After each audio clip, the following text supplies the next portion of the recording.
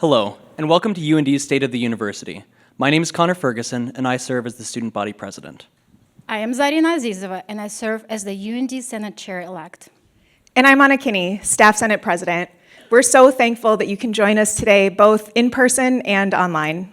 We are honored to be here, representing UND's faculty, staff, and students. Today, we will hear about some of the tremendous growth and exciting initiatives that are happening across our university. This is an opportunity to learn about where the institution is going in the year ahead, and also to celebrate our collective successes that have brought us to this point. We're also going to find out what our theme of the year is. 2022 was the year of gratitude, and last year was the year of connections. Looking back at some of UND's notable successes, we can see how these themes played out and laid a foundation for the strong position that UND is in today. Last year, UND held the inaugural Notes from the Nest, a two-day gratitude extravaganza where more than 2,300 students joined in person and online and wrote more than 3,600 notes of gratitude to their scholarship donors. The event was so successful that the UND Alumni Association and Foundation received a prestigious international award from CASE. This event will now become an annual gratitude tradition on our campus. In April, UND held the inaugural Faculty Scholarship and Creative Work Celebration. Was hosted by the Chester Fritz Library and Faculty Affairs, which brought the university campus together and showcased more than 1,100 examples of faculty creativity and scholarship from 2023. We're also excited that 75 new full-time faculty have joined UND this year. Many of them participated in a new faculty orientation or connected on the North Dakota bus tour. They will have the opportunities to build on these connections via the LST Clark program. Last year, Faculty Affairs supported several faculty affinity groups, faculty mental health groups, faculty writing groups, and faculty-led book groups, all designed in part to help faculty strengthen our connections to each other and to UND. In 2023, Student Affairs launched the 1883 Speaker Series, which brought together more than 1,500 attendees and 28 different speakers across the academic year. It was a wonderful way to connect and learn with and from each other.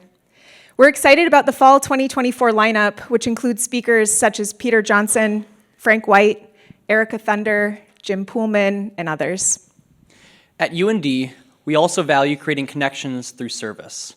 Fraternity and sorority life reported almost 18,000 volunteer hours in 2023, and our student athletes reported more than 7,400 service hours through the academic year, generating an economic impact of over $236,000 for the greater Grand Forks community.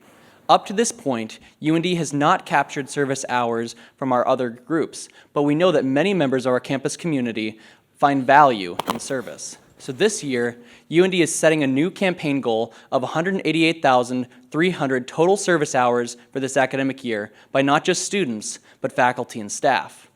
If each of us at UND give back 1 hour per month, we can reach this goal. To log your hours or to find opportunities to give back to our community, please visit the UND Volunteers website. Last year, we celebrated the launch of Forever UND, a $500 million comprehensive fundraising campaign. The campaign goals were guided by collaborative input from UND leadership, stakeholders, and UND Leads strategic plan.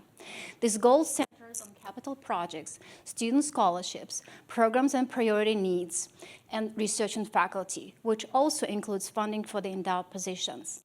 You can learn more about these fundraising priorities and the Forever UND campaign at the State of the UND Alumni Association Foundation's address on Tuesday. Finally, we're excited to announce that this summer, the Higher Learning Commission formally moved to reaffirm UND's accreditation, which puts us in...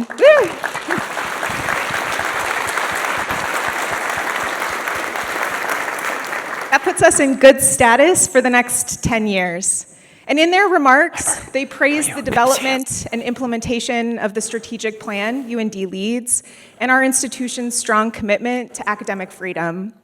They also commended the successful adoption of the Myra budgeting approach and the updates to our campus facilities, much of which was funded through the use of numerous funding sources. And as Staff Senate, we're proud to champion the contributions of staff members engaged in transforming our physical and online landscape and environment at UND. Staff aren't just helping recruit new students, they're leading student success initiatives, supporting mental and physical well-being, and they're welcoming alumni back to campus years after they receive their diplomas.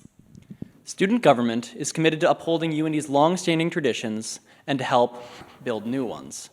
We strive to help the university grow and move forward with a student-minded perspective. This year, student government will promote campus wellness, community involvement, and student success initiatives. We are excited to work alongside faculty and staff and be a pivotal part of UND's shared governance structure. Shared governance at UND is a culture of open communication, dialogue, and collaborative decision-making that draws upon the collective expertise and perspectives of the university members. The University Senate provides an avenue for faculty to express their positions on institutional matters. We have 26 standing committees where faculty, staff, and students take formal roles in shared governance. We invite you to be involved with the University Senate or the committees. The initiatives that President Armacost will highlight shortly reflect our shared vision. It is a privilege to be part of inspiring a sense of wonder in our students. Together, we will make sure that UND remains to be the place where our students continue to receive an outstanding education. Where faculty, staff, and students are encouraged to think creatively and embrace their love of discovery. And that UND remains a place that sees service to each other and to our community as central to our mission. It is now my pleasure to welcome President Armacost, who will deliver the 2024 The State of the University Address.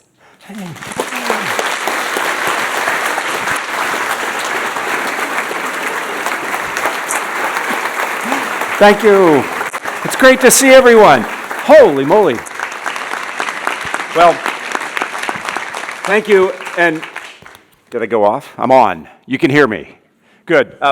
The applause should be for each and every one of you. I'm the fortunate one who gets to be called the president of the university, but everybody who's here today, including my wife Kathy, play a huge part in the success of our university. And it's just great to see so many people come out today. I think we had an estimated RSVP list of about 350. And some of you are here just because you thought it was a prerequisite before going over to the picnic afterwards. But that's not the case. And it's great to see so many smiling faces. I feel intimidated. The entire executive council is sitting in the front row. They're the true leaders of this university, along with so many people in this room. And I don't know if their stoic faces throughout are going to be either like the Joint Chiefs at the presidential address that they give for the State of the Union, or the Supreme Court. I can't figure out which. So anyhow, it's good to see the leadership team here, but it's good to see all of you. Our legislators, I see two here. So thank you so much for being here and gracing us with your presence. I don't know if there's other legislators. It's a big room. Okay, good. Thank you so much for being here. And thanks to our shared governance leaders as well. Zarina, Anna, and Connor, you do an amazing job representing constituencies across the campus. We've tried to make it, we have made it so that the voice of all contribute to the success of the university. And furthermore, if you think about the strategic plan that we've created, that wasn't me, it wasn't the executive council, it was more than 700 people across the campus who contributed and made it happen. And so I have to offer my thanks to the UND Leads implementation team for their work pulling today together, and also in great partnership with our marketing and communications team, Jess Kinneberg and Adam Kurtz in particular, for their work. So how about a round of applause for them?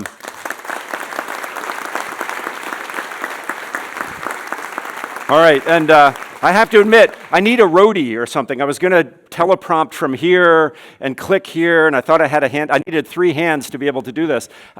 But it's just simply a great day to celebrate the successes at the University of North Dakota.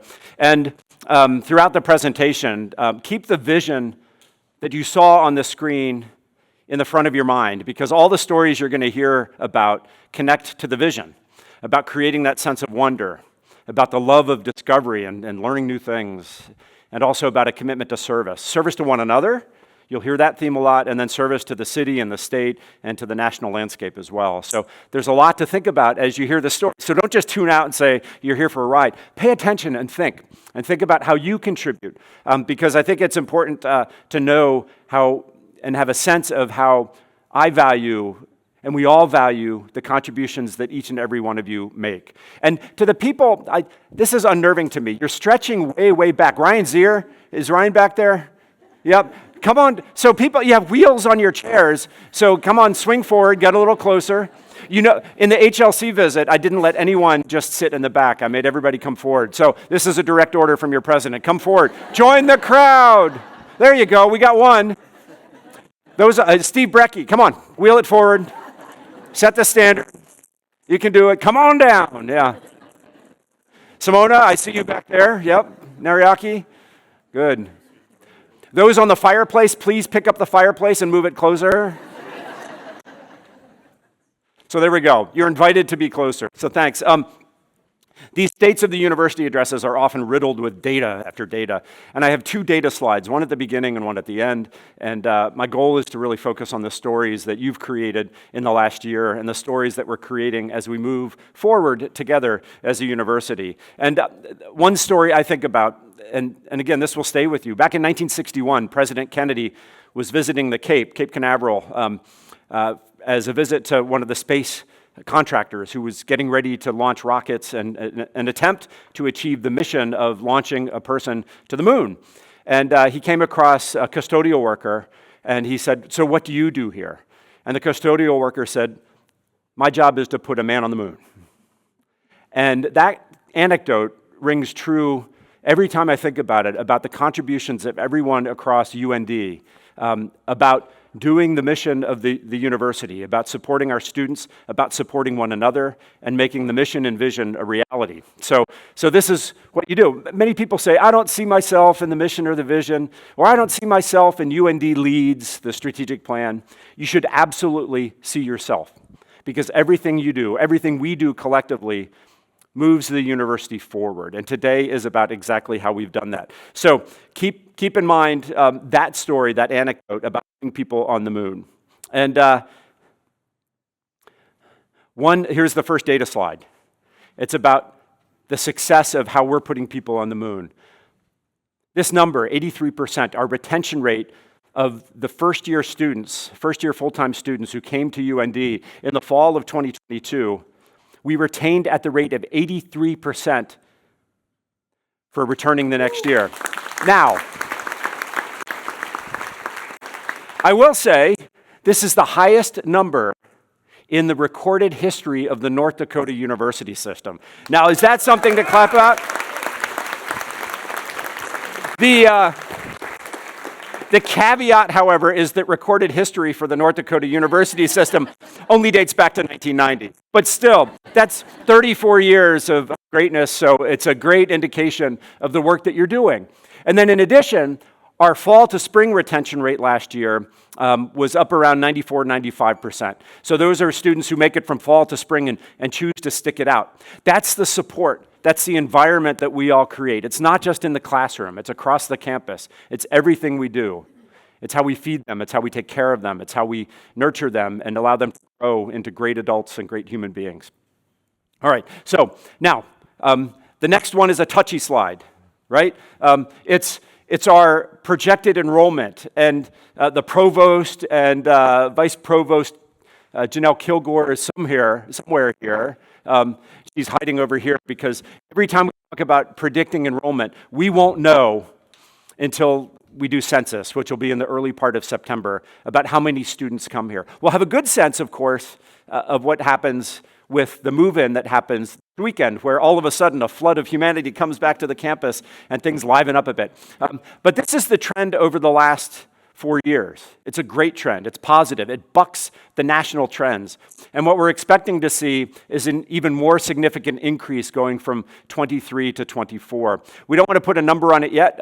I've heard we'll be as high as like 18,000. I don't believe that. I've heard 16,000. That's too high too. But we're going to have a significant increase. And we know this because of things like the number of first-year students who are asking for housing. Those numbers, you've read about it in the paper, those numbers have gone up as well. So we'll keep you posted on how this number grows. Do you want to make a prediction? No. No. Prediction? Not a chance, right? So we don't want to hex ourselves or anything. So we're going to leave it at that for today. But just know we're seeing great things. I can say that our incoming first-year students, the first-year class, can I say this, Janelle? Yeah, appears to be, and we'll see on Saturday, about 400 students larger than last year. So think about this. We're retaining people at a higher rate. They're coming to us at a faster rate, and we're graduating more and more students. We're humming along. I mean, there's just incredible. So stay tuned. We'll have numbers. But I always think about the putting a person on the moon and what it takes everybody's effort to do that. I always like to begin these presentations by showcasing people who have made that individual difference across the campus. And the first I wanted to highlight, on the left here is Ed Martin. Ed is a supervisor of food services. He runs the food court over at the Memorial Union. He supervises 22 employees, full-time employees, and over 100 student employees. Ed was selected as the Student Supervisor of the Year last year. I was there for the presentation. It's an indication of the commitment he's made after 15 years here at UND. Throughout those years, he's just had such an extraordinary impact on our students and on all of us around UND. Ed, please stand. How about a round of applause for Ed Martin?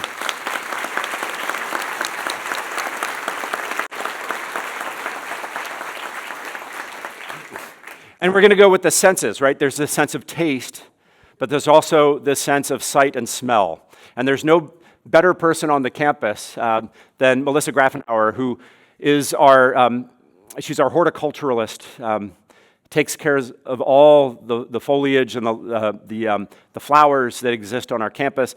Every year around the campus, I see new versions of plants that I had never seen before. And I always joke, the big ones that catch my attention, I always refer to them as Audrey 2. Do you remember that Little Shop of Horrors? And I walk through the paths thinking one is going to eat me as a human being. But Melissa's selection and nurturing of all that we see is part of what our students and us, it helps us build that sense of identity and connection to the University of North Dakota. It's absolutely amazing. So Melissa, thanks for your extraordinary work. And Melissa Melissa would also be the first to say, and Ed too, that it's not just the two of them, it's their entire teams. So to Melissa, to Jared, to the entire crew, thanks so much for everything that you do to keep our campus looking beautiful. How about a round of applause? Melissa?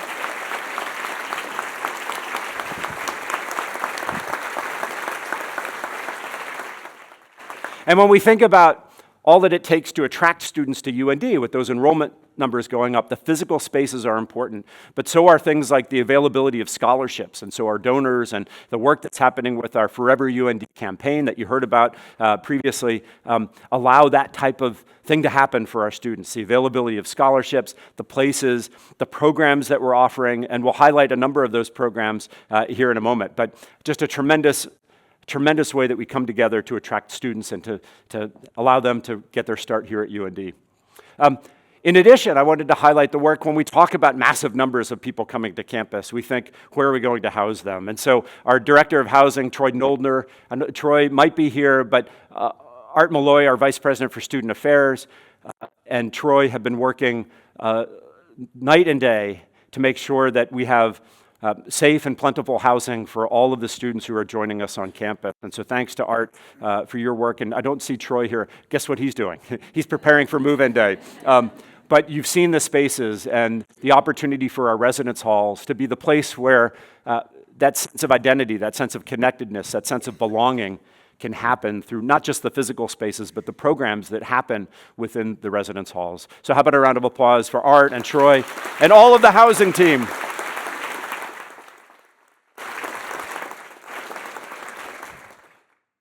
And then when we think about bringing so many students together, there are so many programs, whether it's student clubs and activities or involvement in being spectators of our wonderful Fighting Hawks teams. We also have great support systems that help our students in times of need. On the left Behind me, you'll notice the backpacks that are on the ground, and they have a bandana, a green bandana. They chose the right color. This is a national program, by the way. The national people chose the right color. But the Green Bandana Project, or known as the Bandana Project, is a way for students to say, we are here to help. If you're in a mental health crisis, or if you need some support services or advice, come to us and we'll point you in the right direction. They're not being trained as counselors. They do go through training on the resources that are available here on campus, so they can point their fellow students to the resources that they need. This is a program that actually was hatched at UND among our student athletes. And then we replicated that program across the entire campus. And to date, we've had over 400 students who are trained as Green Bandana members, and they wear the green bandana proudly. So if you see a green bandana on campus, be sure that you just take a moment and thank them for what they've offered to do. Again, they're not counselors. They're just resource advocates to point people to get the help that they might need. So, and then in addition, there's online resources. I wanted to highlight Safe UND talks about all forms of safety, including mental health, sexual assault response and prevention. There's a whole bunch of resources available on that site, which has been redesigned to give you information at your fingertips. And so your awareness will help our students become aware as well. But the resources here aren't limited to students. It's also information that's useful for the employees of the university as well. All right, so Safe UND. Earlier, I talked about going to the moon. What about we expand that, about going to Mars as well? And NASA has launched initiatives to actually put people on Mars, and I don't know the target date, but sometime in the next few decades. And so this is a massive effort to get people and to do the science and understand the human reaction to spaces like this. And I wanted to share a story with you about Professor Pablo de Leon, who's doing work on spacesuits to make sure that we can bring people to Mars safely and allow them to replenish their spacesuits while in space. So here we go. So one of the reasons why we are building 3D printed spacesuits is to give to the future space explorers the ability to build and repair their own spacesuits while they are in space. I think that this technology is important because it gives future lunar or Mars bases the ability to produce their own equipment without depending of constant logistical shipments from the Earth.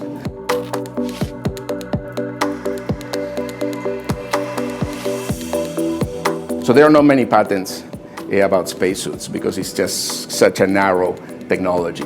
And the fact that we can have the first patent of its kind to be able to do additive manufacturing, 3D printing basically of spacesuits, I think is a very important step, and also positions even further UND into this particular field. So we are right now one of the leaders of spacesuit technologies in the world.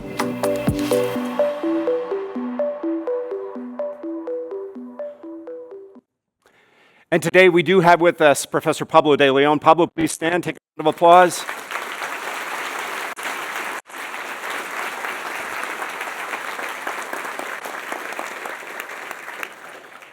So the research that's happening there is truly incredible. And there's many other avenues of research on our campus. And one project today that we want to talk about, a program that we recently launched under the leadership of Provost Link and Vice Provost Tanglin. Randy Tanglin, I don't know if you're here. Right there, great.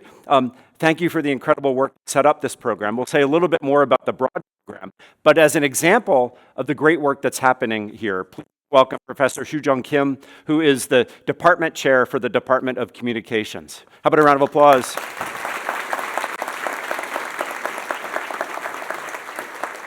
And welcome to the stage. I feel like a talk show host again. This is great. Thank you.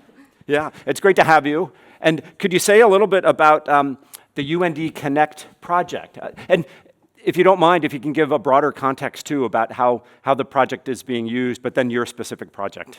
Absolutely. Thank you so much for this opportunity to share our UND projects on behalf of my colleagues in the cohort of this first UND Connect, as well as just sharing our experiences. I'm honored to be here. UND Connect project is really designed to meet our vision here. And then first first of all, is to give our students an experiential learning opportunities. And while doing so, we discover important innovations through our research. And by doing all of those, we are serving the state. So my UND Connect project is related to public health communication that I do. One of the public health communication issues that I've been focusing on is radon exposure. Just to give you a little background, radon is a radioactive gas, so you cannot see or smell or taste it. But it is a second leading cause of lung cancer after smoking. And then North Dakota, unfortunately, has the highest indoor radon levels in the United States. Radon is not just a cause of cancer, it's actually a health disparity because of the cost involved with the radon detectors. With the previous grant support, our team was able to purchase 40 digital radon detectors and made them available in Grand Forks Public Library, and it has served a number of families. My UND Connect project specifically is to implement the same landing library program in Fargo Public Library.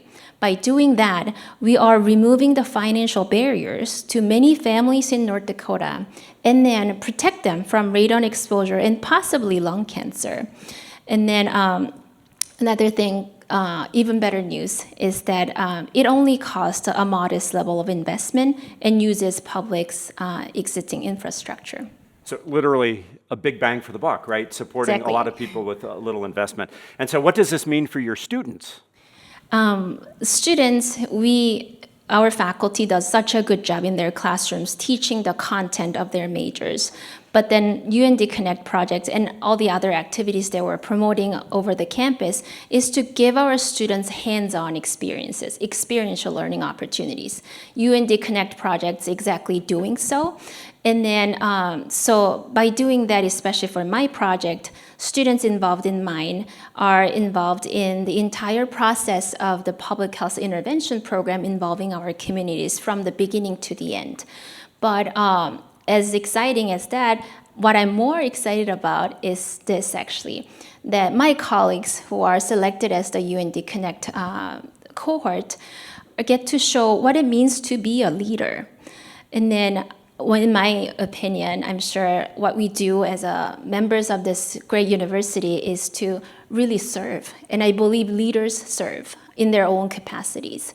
And my colleagues and I have a privilege of serving our local communities, tribal nations, and the state of North Dakota by the skill sets that we have, education that we are fortunate to have received. So our students, they are already and will be leaders in their own communities. And then we faculty here on campus get to model it for them.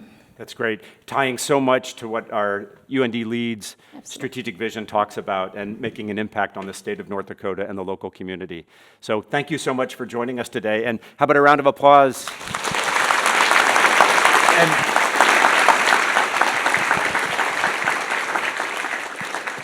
is my mic on? I don't think it, can you hear me? Okay. I also wanted to congratulate Sujung and Junghwa, her spouse, and Rob Stupniski, oh, right in front of me, I was looking around, who just recently were naturalized as U.S. citizens. I think it was down in Fargo, right, yes, where you had the ceremony. And so there's no greater honor than for us to welcome you officially as U.S. citizens and the commitment that you've made. Stand up.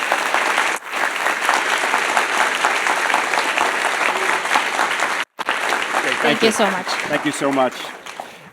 And Sujung mentioned the others. Let me just give a shout out to folks like Nariaka Segura, Ling Lo, and Whitney Berry. They're doing online piano lessons for a basic music theory class to support Turtle Mountain Community College in Belcourt, North Dakota. We have Harry Liu and Tanis Walsh for planning to host something called Inclusive Moves, which is an adaptive pickleball-based intervention program to enhance motor skills, physical activity, and social interactions for students with disabilities. Vice President Linder chuckled when I said this because I am the victim of a pickleball injury last year, and I have since retired. We have Ethan Dahl and Tiffany Russell for partnering with the Grand Forks chapter of PFLAG, which is an LGBTQ advisory group looking at creating inclusive and welcoming environments. Amanda Hagee for creating 3D printed materials for visually impaired students in her anatomy and physiology courses. Joshua Hunter for partnering with the Blue Zones Project, which we'll hear a little bit more about. And if you've been out in front of the College of Nursing and Professional Disciplines, there's a new garden there. It's part of the UND, the Grow UND, so it spells ground actually, if you Grow UND project, which is using horticulture and gardening for the purpose of education of students. And so how can you build curriculum around that? We have Mary Kirby and her honors students who are creating materials in collaborations with the High Plains Fair Housing Center for educating the community, particularly looking at Native American fair housing issues. And then finally, Adam Matz and his graduate students who are conducting a study with CVIC, the Community Violence Intervention Center, to understand the outcomes of our domestic violence prevention efforts. So how about a round of applause for all of them?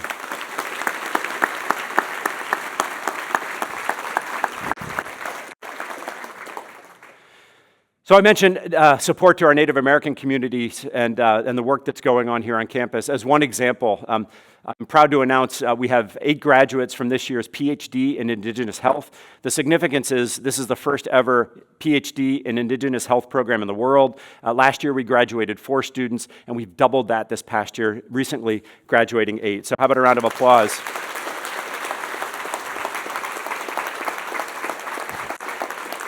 But I don't simply want to focus on one program. UND has a proud history of supporting many programs that support Indigenous communities, including our Indians into Medicine program, known as unmanned, our Recruiting and Retaining American Indians into Nursing program, known as RAIN, and our Indians in Psychology Doctoral Education program, known as INSIDE. Those are federally funded programs that also receive other support, and they've had a long track record of supporting Native American communities. I know I saw Barb Anderson sitting over there from RAIN, and others here too from the other programs. Raise your hand if you're affiliated. And there's others too. We have, of course, our American Indian Studies program. Our social work program does tremendous work with tribal colleges to support Native American students. And so how about a round of applause for all the people involved in supporting our students.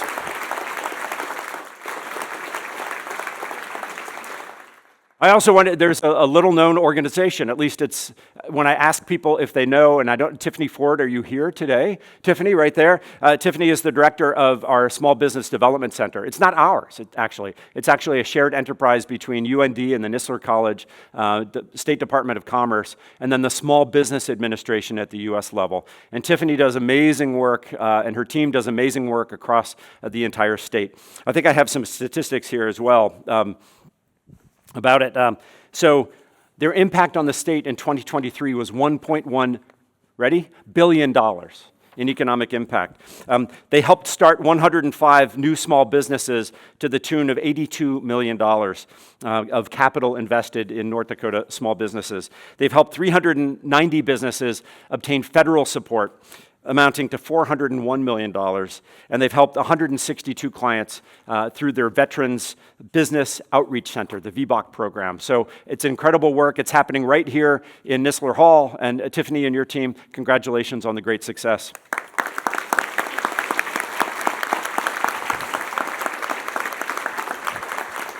When we think of UND, we prepare our students as citizens of the nation, citizens of the state, and with the way to think and to solve the challenging problems of the world. In addition, we target work also for specific areas of the workforce. One that's gotten a lot of attention post-pandemic is nursing. And so Dean Meredy Sjogren, who's here, I believe, Meredy, wait, you can come forward. There we go. Just calling you out. Has done amazing work. Her and her team have done just great work, not just here at UND, amplifying the programs in nursing, both at the undergraduate and graduate level, but also building tight connections across the state. To serve the healthcare needs of the state of North Dakota. It really takes a team effort and partnership across all of the schools, not just within the public school system, but within the private school system. And Merity and her team have done amazing work pulling that consortium together. It does things like support simulation programs for nursing education. And so there's great support from the state legislature to support those types of simulation programs. And then in addition, the College of Nursing and Professional Disciplines launched a research activity called the North Dakota Nursing Research Consortium, collaborative. I always get the last word wrong. And here it's doing research on the workforce and what the needs are for the state to try to better respond to the shortages that are happening in the nursing profession here in the state of North Dakota. So to Merity and all of your colleagues, how about a round of applause?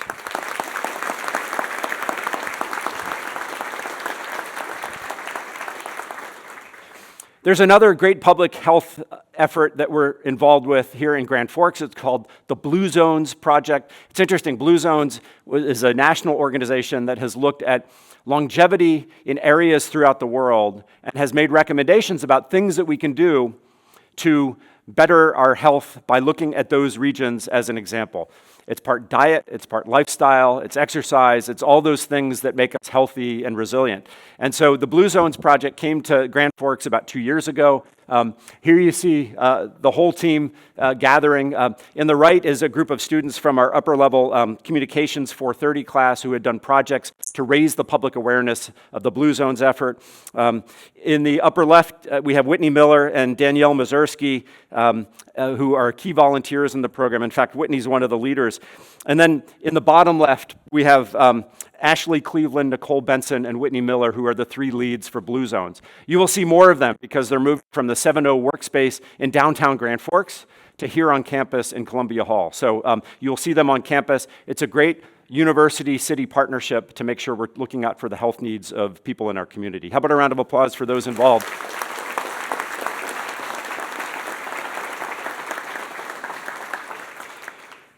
And as we think about connecting our students to the workforce and to opportunities for learning and growth, there's no better example than the recent launch of the Experiential Learning Center. Under the direction of Chelsea Mellentine. Chelsea, I may or may not be, there you are, almost in the peanut gallery out there, but good to see you, and thanks for your leadership. Here, this team focuses on areas like internships and career placement, focuses on undergraduate research opportunities, and then also focuses on, what's the third leg? Study abroad, of course, and giving our students an experience overseas that really makes them better understand cultures throughout the world and give them those important experiences. So this Experiential Learning Center is really has incredible momentum and is really offering great things to our students and their opportunities to learn. So how about a round of applause for Chelsea and her team?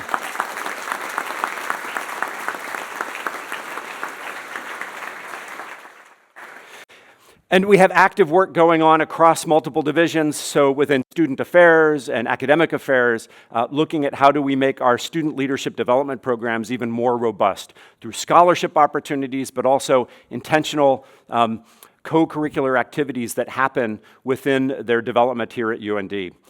Leadership and development of leadership doesn't just happen. For some it does. They students who just volunteer for everything and they're always at the front. But how do we nurture that routinely and deliberately and make sure that everybody on our campus has an opportunity to take advantage of growth and development in their leadership skills. So great program, and you'll hear more from it as the program becomes more robust throughout this year. And then the work in our affinity groups as well has been incredible. There's 2 examples. At the top is our University Council on Women Plus. So the plus means everybody's invited.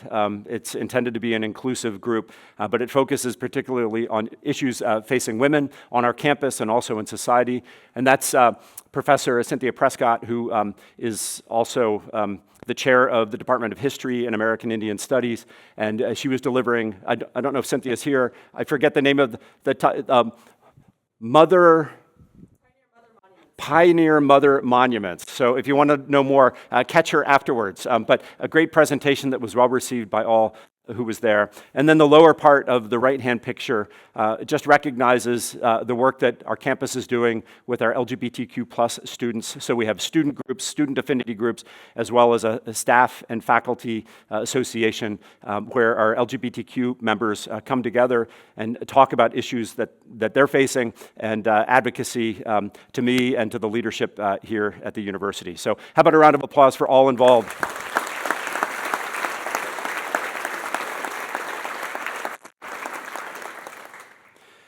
And I wanted to highlight a recognition we had made here on campus as part of graduation. And that was recognizing Hilliard James Duty. And Stacy Borboa-Peterson, who I saw come in, Stacy, where are you? There you are. You made it into the room here. Thanks for you and the work of your students on recognizing and unearthing the history of Hilliard James Duty, who was a student here in the late 1800s, but was never he earned his degree. He satisfied all the academic requirements, but was never awarded his degree. So this spring at commencement, we decided to right a wrong and make sure that Hilliard James Duty received the recognition he deserved. And so we presented his diploma, his actual diploma, to honor his legacy here at the university and also in the world. And as you can tell, he was committed to service in the military and committed to life here at UND. So how about a round of applause for the work of Stacy and her team.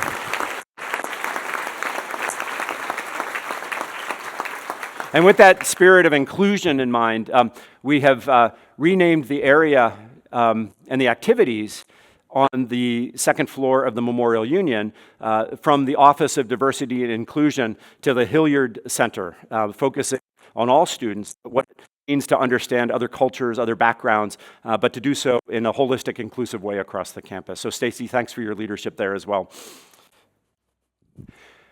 And then in addition to the programs, I mentioned the physical spaces earlier, and I figured we should probably take a drive down Main Street here a little bit.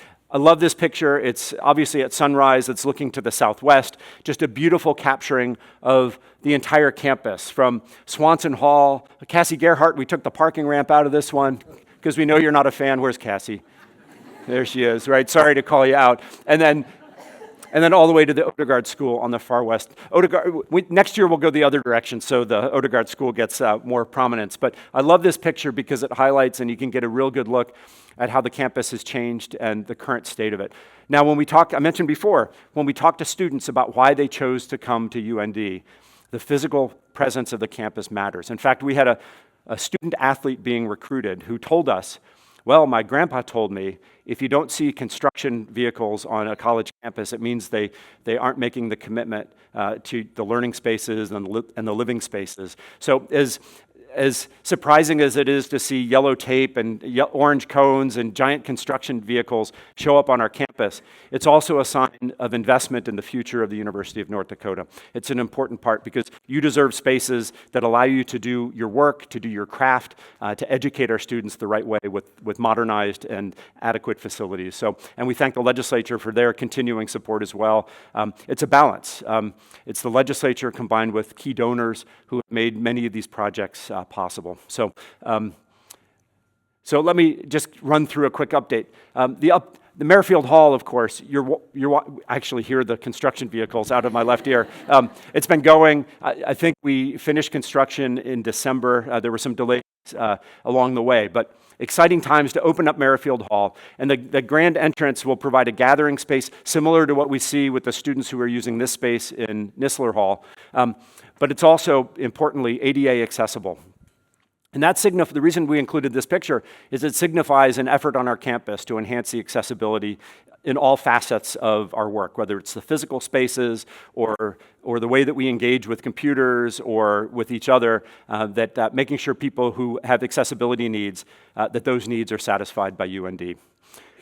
In addition, we have the growth over on the east part of campus. And yes, I know there's parking concerns. People have raised it to me. There's always parking. If I open it up for Q&A, I think the first question would be parking, right? It always is. But this structure is an amazing public-private partnership with a group called Memorial Village LLC. and they've constructed a building that not only houses human beings on the upper floors, but on the lower floor is the headquarters of our athletics department. And so this is an extraordinary home for them. You see in the background the new turf that exists for the football team and others to practice. And then beyond that, in the way background, you can see the addition that's being added to the Pollard Athletic Center.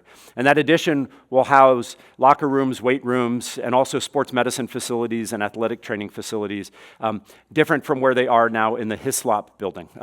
The Hislop building, sadly, has aged out, and it's beyond repair, which is why it's coming down. So this provides a great home to our student athletes. And I have to say, while I'm talking about student athletes, I know at many college campuses, and with all the hubbub about the NCAA and lawsuits, and what's the future of NCAA sports, I will say this, that UND will remain committed to the term student athlete, with students always before athlete, because they're coming to our university to get a great education to set them up for life. And when Bill Chaves and Eric Martinson and others and the coaches talk about UND to their student athletes, they talk about the need to get a degree first, and sports are secondary. However, we also are competing at a very high level and providing adequate or nice facilities to our staff and the players is important. When I first showed up, our student athletes, our football team was actually, their locker room was in the bottom floor of Memorial Stadium, which was built in 1927, and I don't think saw a renovation since the day it was built. So modernizing those facilities are what we're after. We all like to get behind our sports teams. It's part of the identity and the affinity of what we do at UND, something to cheer about. And it's not just cheering about their success on the field. The football team has won 4 straight outstanding academic awards, like the top academic performing program in the Football League, the Missouri Valley Football Conference, 4 years in a row. So that's something absolutely incredible. So sports as a way to bring people here to get that great UND education. And then we had a great partnership with a donor, Dave Albrecht, and Alexa Albrecht, who made this new feature possible. It's important for us to invest in all sports on our campus to make sure our women student athletes have the same benefits of high quality experiences that our male student athletes have as well. You can walk by this on your lunch break and take a look at the progress that's going on. Kathy and I, just about every night when we go for a walk, we check in to see how it's going. It's an amazing facility that will be well used. You can clear turf fields when there's snow on it in a way that you can't clear natural grass fields. And so this will allow our team to play at home and to receive the joy and the adulation of fans, local fans, as they're performing their craft. So this is a great opportunity. And the city of Grand Forks has been instrumental in this, as have several prominent donors. And Albrecht Field will be opening on, Eric, what's the date? September 21st, 7 p.m., and we think it'll be a grand day. And I think the national anthem will be sung by the Chicago Cubs national anthem singer.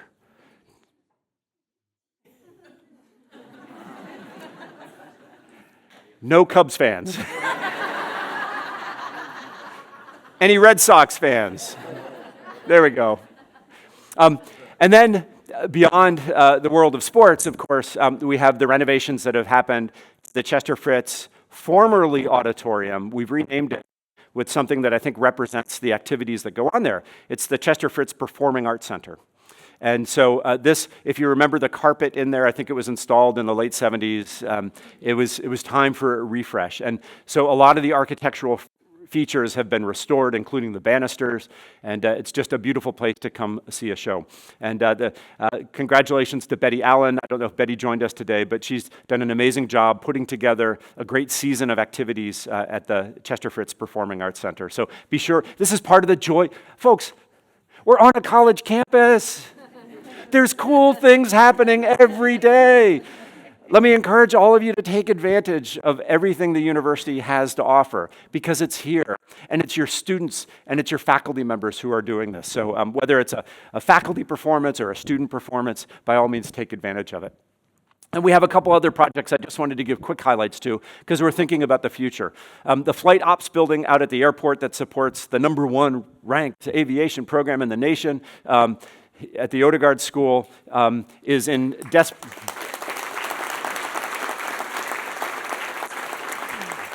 You know, I'm really happy, by the way. When I hear applause, it comes from the whole room, not from one half or the other. You know what I'm saying? So it's great to have unanimity about the success of the university.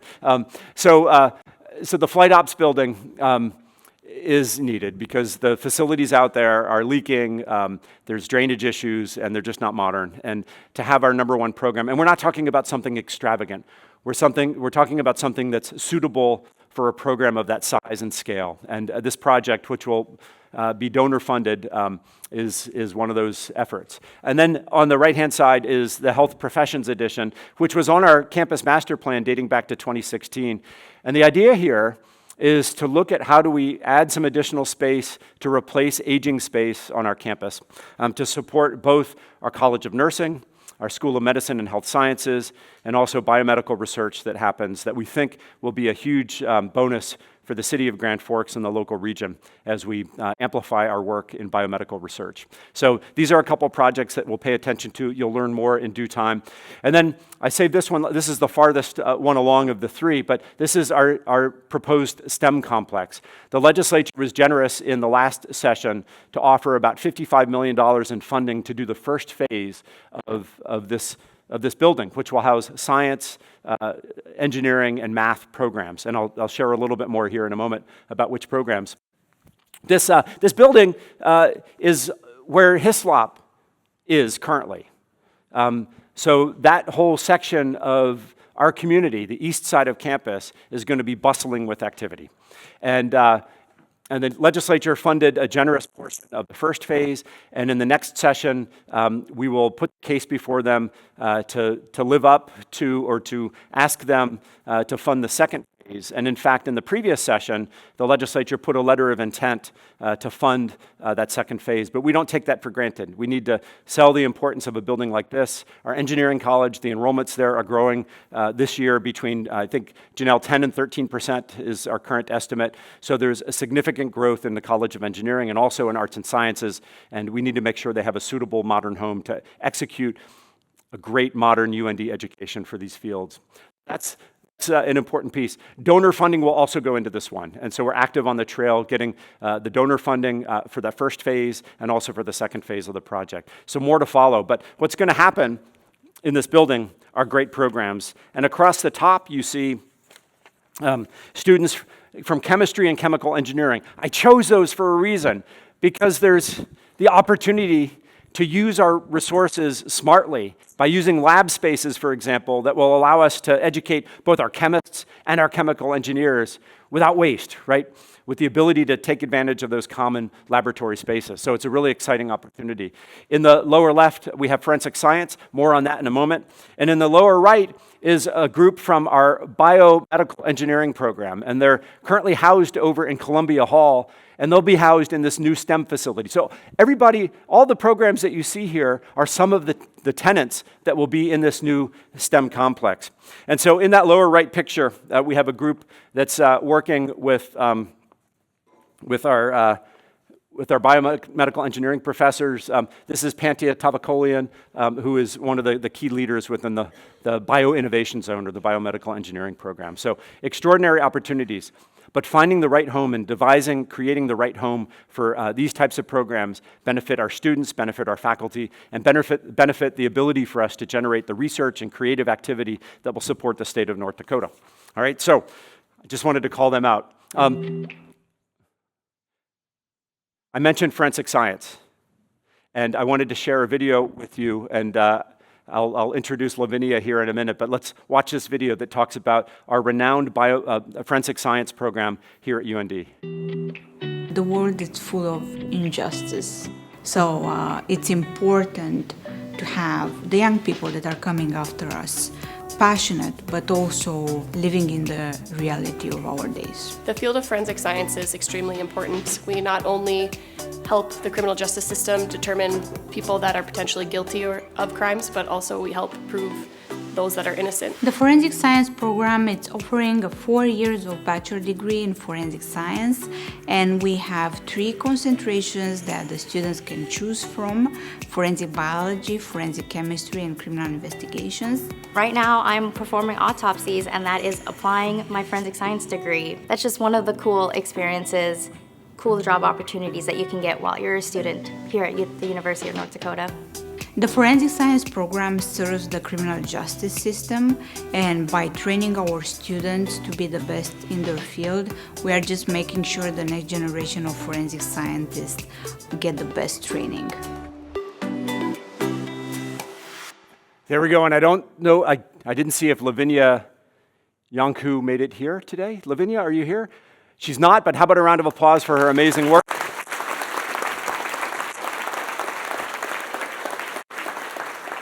And speaking of amazing ways to showcase the work that's happening on our faculty, under Melanie Linder, Vice President Linder's leadership, we've created an amazing collaboration with a publication known as The Conversation. And The Conversation is a national publication that highlights the work of faculty members across the US in terms that everybody can understand. So without the terms of art or the fancy equations, it talks practical nature of the research that people are doing. And The Conversation has expanded their connection with us. We're now up to 25 UND authors who have written. They've received over 900,000 reads of their 900,000 reads of their articles.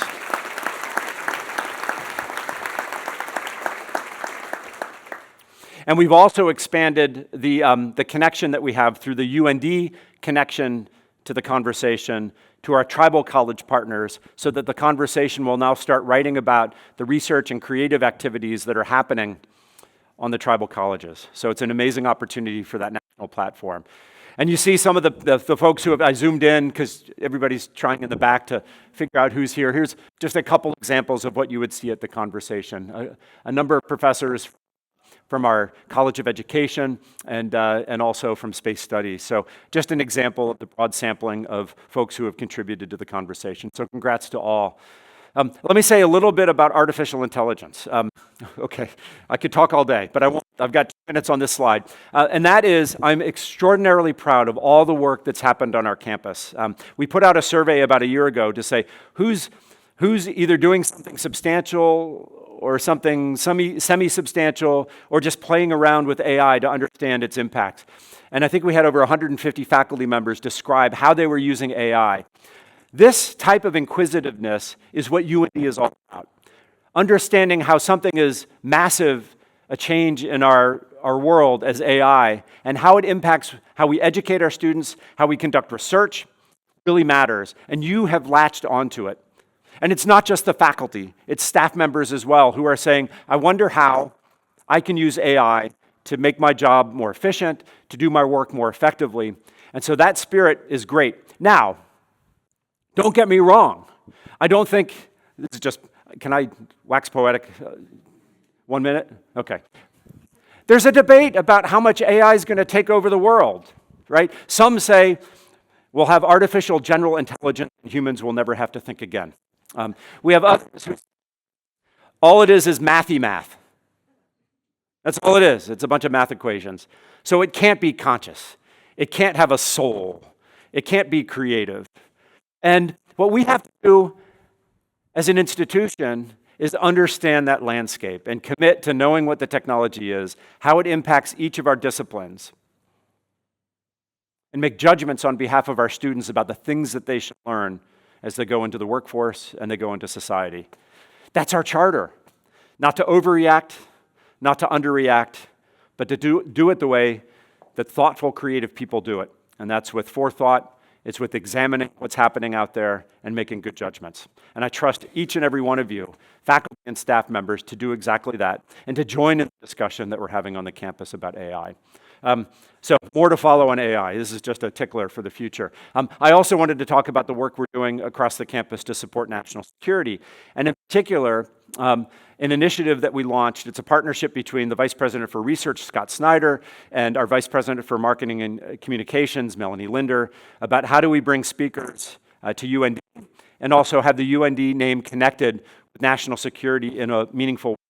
And our first presentation in this speaker series is General Lori Robinson, who is the first woman combatant commander in U.S. military history when she ran U.S. Northern Command and NORAD. If you remember NORAD, that was the movie War Games, Cheyenne Mountain in Colorado Springs. Anyhow, she had a major command and there in Colorado Springs called U.S. Northern Command. And she will be our guest speaker, and that's coming up on Friday the 27th of September at 1:30 over in the Memorial Union, and you're all invited to be there. So when you think about national security and the work that happens there, it's inclusive of a lot. It's science, it's engineering, it's also policy, it's law, it's human team machining, it's psychology, it's everything you could imagine across the campus. So there's an opportunity to be involved there. And this is my second slide with numbers on it. The numbers are odd that I only chose two, but this shows our growth in research. This is just one measure about the advancements we're making at UND. 4 years ago, we were at $110 million of annual expenditures on externally funded research.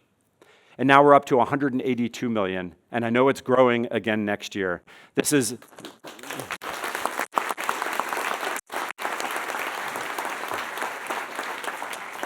is one measure. Funded research is one measure, but it shows a commitment of the institution to the basic ideas of what you read in the vision statement, which is this love of discovery, right? This nurturing a sense of wonder. And so there are many other measures. How many creative works are we producing? It's not just about federally funded research. It's about each of you having the opportunity to pursue your research or creative efforts in a way that means something to you and to your field and to the community. And so UND is committed to nurturing all forms of research and creative activity and that form of discovery.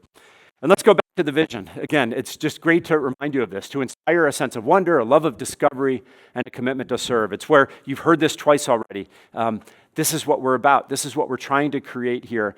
And it wasn't me who defined this. It was you, collectively, as we built the UND Leads strategic plan. I do want to end by saying, my first year as the president, I shared, and I haven't talked about it in a while, my leadership philosophy. And there are 5 points to it. The first is love your people.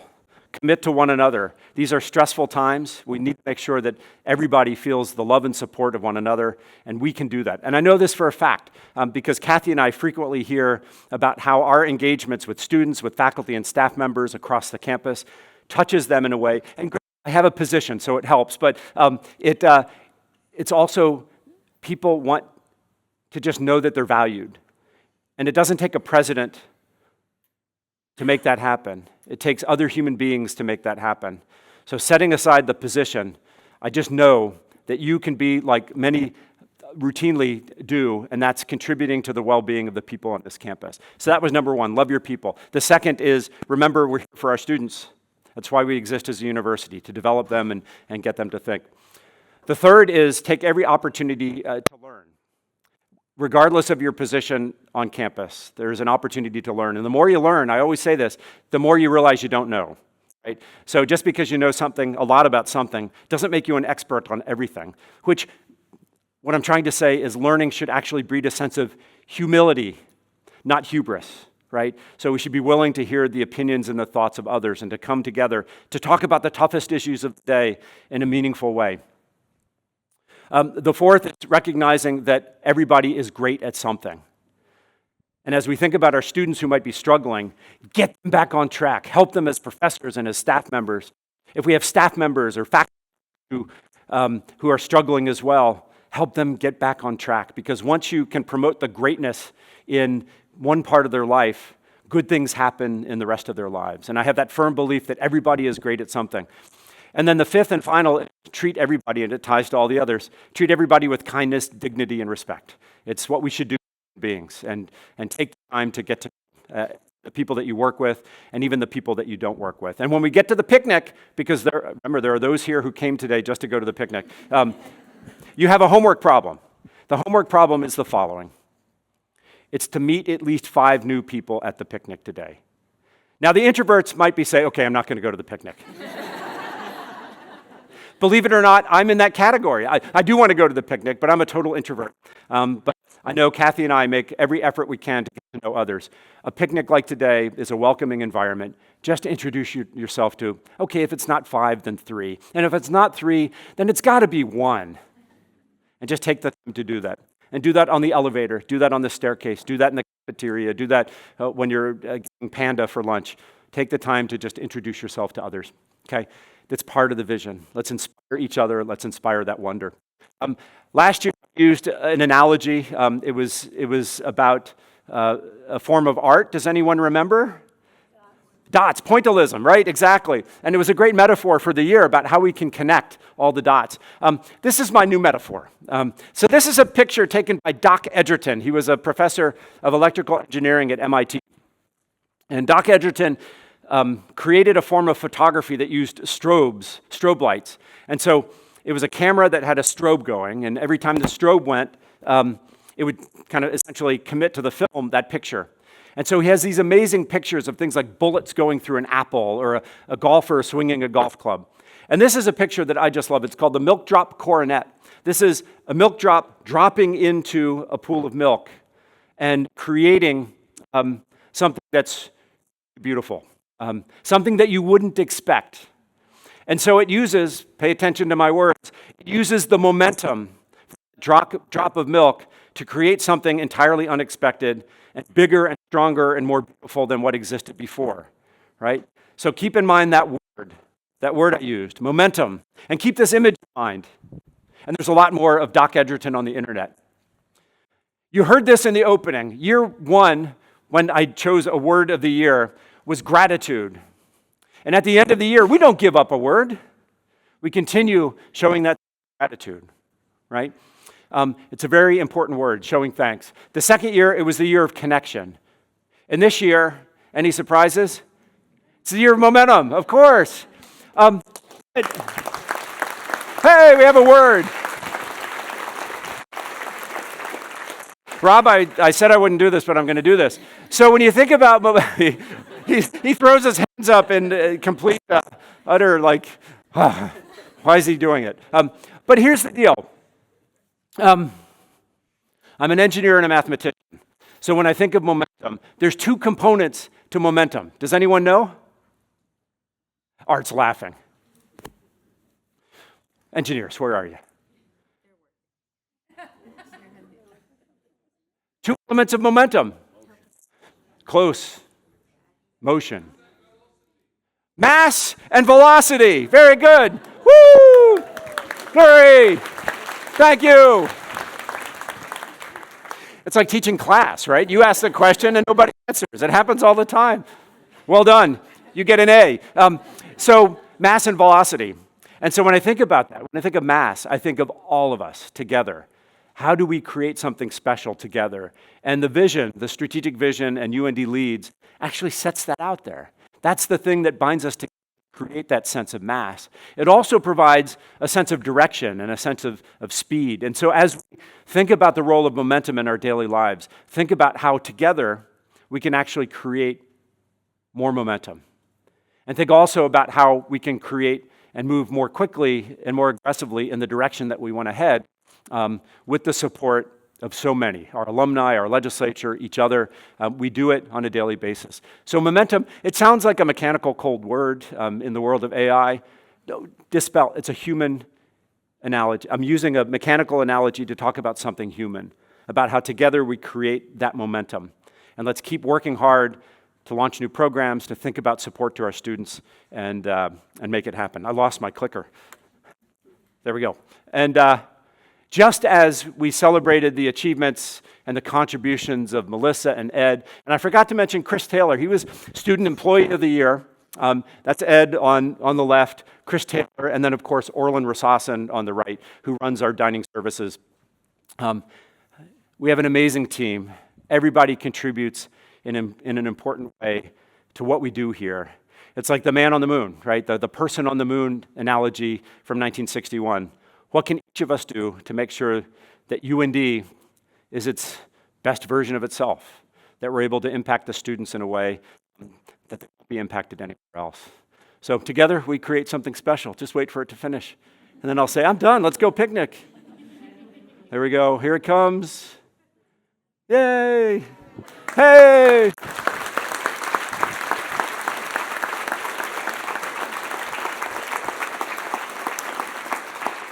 There it is.